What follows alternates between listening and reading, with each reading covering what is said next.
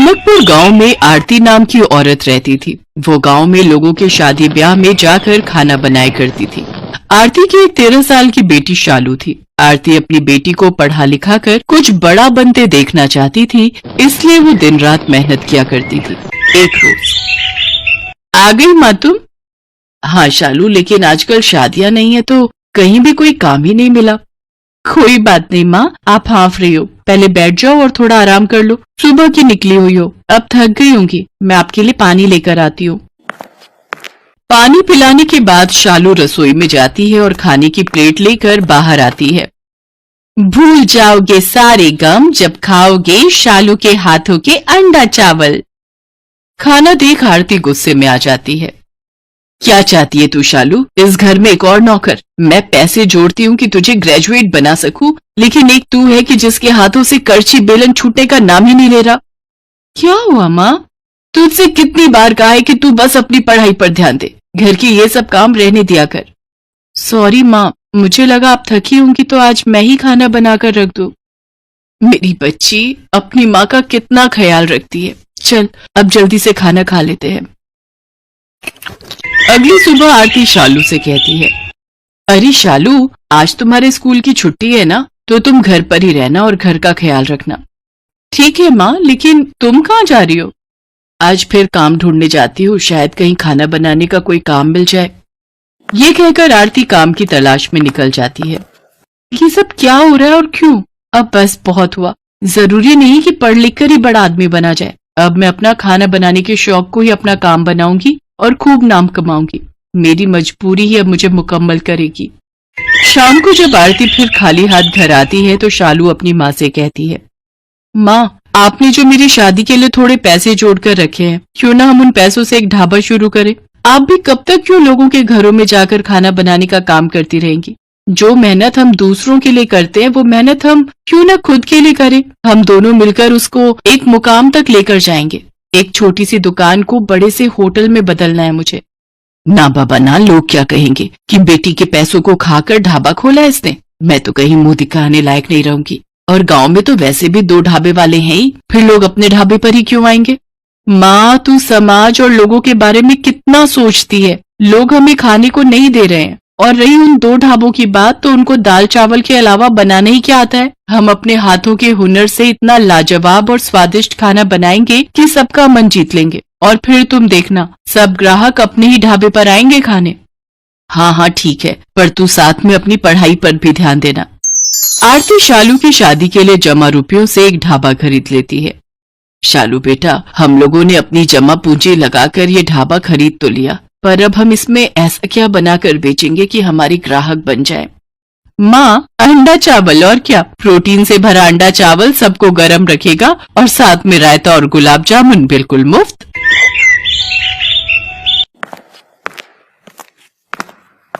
शालू और आरती सब ग्राहकों को अंडा चावल के साथ पीने के लिए बूंदी रायता और मीठे में गुलाब जामुन परोसती हैं। सबको उनके हाथ का खाना बहुत पसंद आता है, और वो भी इतने कम दाम में। सचमुच शालू बेटा, तेरे हाथों में तो साक्षात माँ अन्नपूर्णा का वास है। भाई वाह, क्या स्वाद है तेरे हाथों में, वाह। हाँ आरती बहन, तू तो बड़ी ही भाग्यशाली है जो इतनी होनहार बेटी तुझे मिली है। धीरे धीरे गांव भर में उनका ढाबा बहुत मशहूर हो जाता है, और उनके यहाँ ग्राहकों की भीड़ लगनी शुरू हो जाती है। शालू और आरती की दुकान अब काफी अच्छे से चलने लग जाती है, जिससे दूसरे ढाबे वाले उससे जलने लगते हैं। उसकी सफलता देख बगल के ढाबे वाला मंगत राम कहता है, इन माँ बेटी ने मिलकर हमारे काम की वाट लगा रखी है। लगता है इन दोनों को मजा चखाना ही पड़ेगा।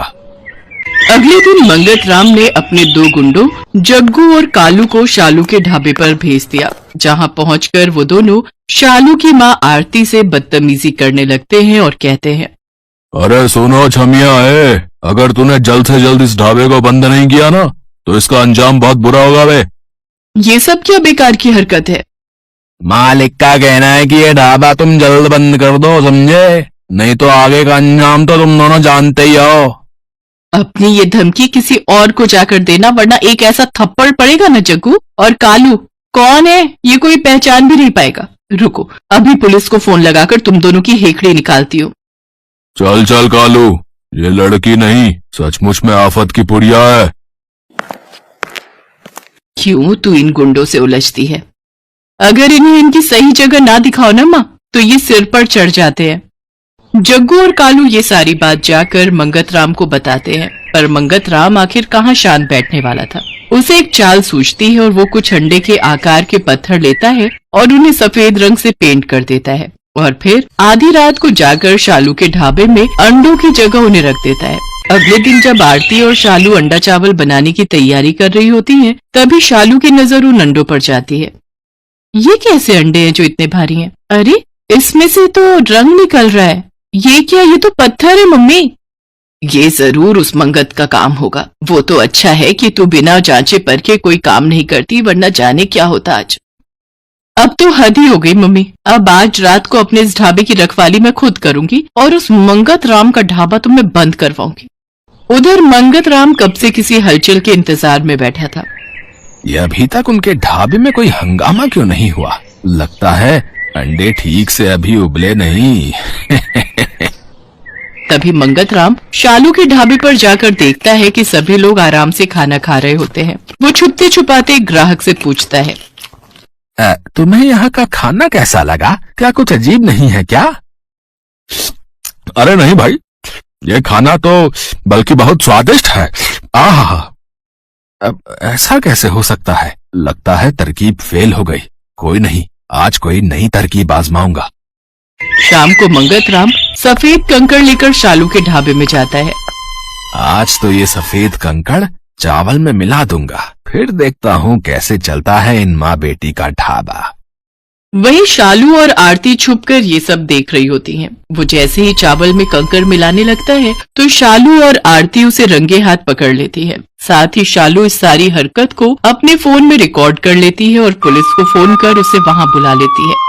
मंगत चाचा, अगर कंपटीशन करना ही है तो सामने आकर करो। अगर इस तरह के काम करोगे तो फिर तो जेल की हवा खानी ही पड़ेगी।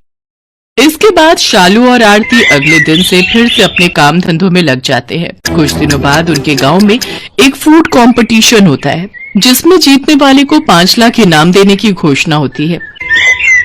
शालू भी उस प्रतियोगिता में हिस्सा लेती है और वो अपने अंडा चावल की रेसिपी वहां पर बनाती है।